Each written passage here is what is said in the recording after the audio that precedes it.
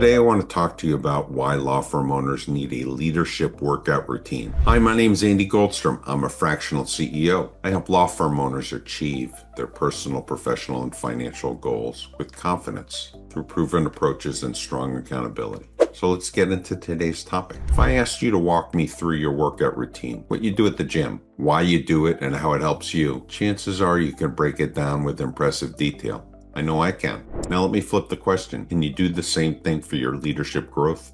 Most CEOs, managing partners, and founders can't. And that's a problem because leadership, like fitness, is a muscle. And if you're not training it consistently, you're falling behind. Think about how you approach physical health. You don't wait until your body's injured or your energy's drained before you hit the gym, at least if you're not serious. Instead, you train regularly. You push yourself. You recover.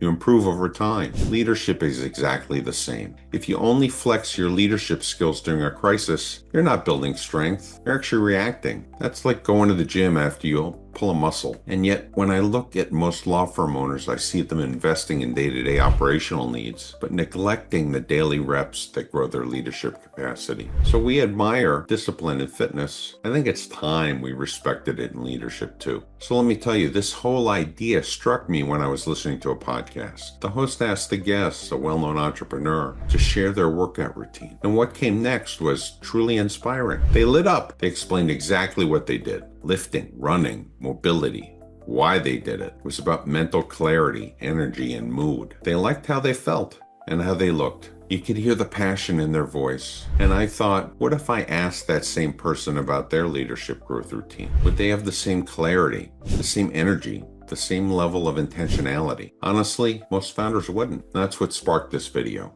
So I actually did some research in advance on leadership and found that the data actually backs this up. Leadership development isn't just important, it's seen as critical.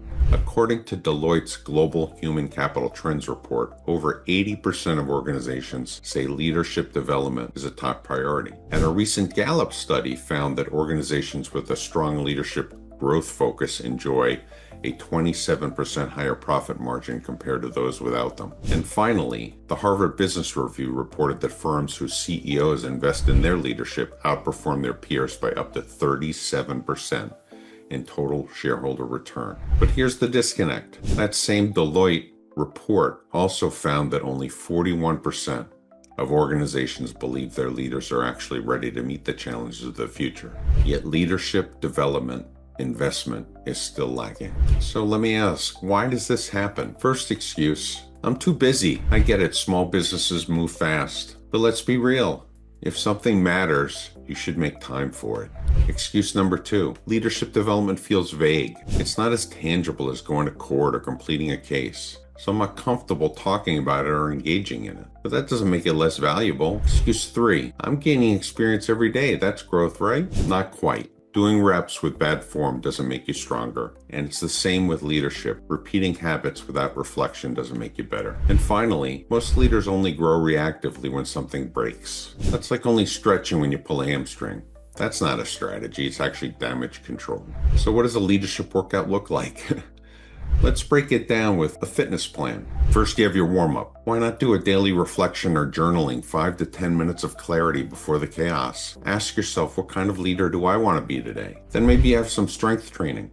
That's skill building and could include coaching sessions, deep reading, courses, learning how to give feedback, running better meetings, coaching your team. Next is cardio. These are the hard conversations where your heart races. It could be letting somebody go, challenging a co-founder, holding someone accountable with empathy. Next is flexibility and mobility in your workout routine. Feedback, adaptability, being open to shifting your leadership style based on what your team really needs, not just what's comfortable for you. And finally, your recovery. That's your mental fitness. It includes delegation and rest, time away from the screen, letting go of control. Leaders don't burn out because they work too hard. They burn out because they never unplug.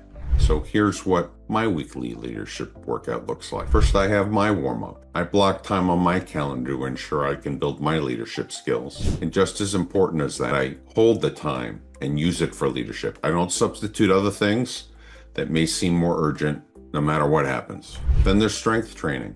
I listen to podcasts on leadership at least 3 times a week. I read books and articles on leadership incessantly. Last year, I read over 20 books on leadership cover to cover. Then I attend webinars and I go to conferences to engage with peers and learn from others. In my cardio stage, I engage with my clients to support their leadership journeys. That includes looking at their businesses holistically, focusing on a few things they can do well, and making data-informed but decisive decisions. For flexibility mobility, I ask my clients what's working for them or not. With that feedback, I can see how my leadership is actually resonating with them to move the needle. There's nothing better than learning, reflecting, and adjusting. And finally, the recovery. I often reflect on how I'm progressing, including reviewing key qualitative, not just quantitative metrics, which is a must for a fractional CEO. So let me ask you directly, what's your leadership workout look like? Can you describe it as clearly as your gym routine? If you can't, that's okay. Don't beat yourself up.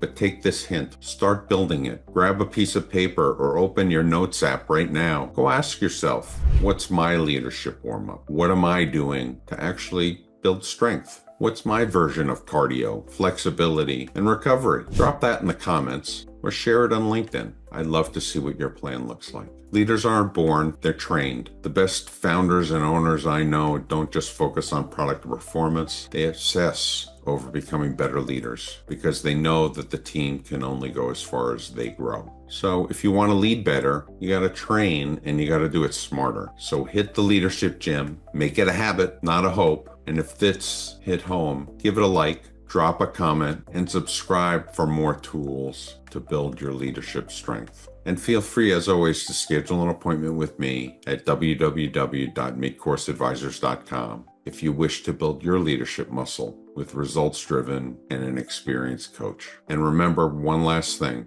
the reps you do today will shape the leader you become tomorrow.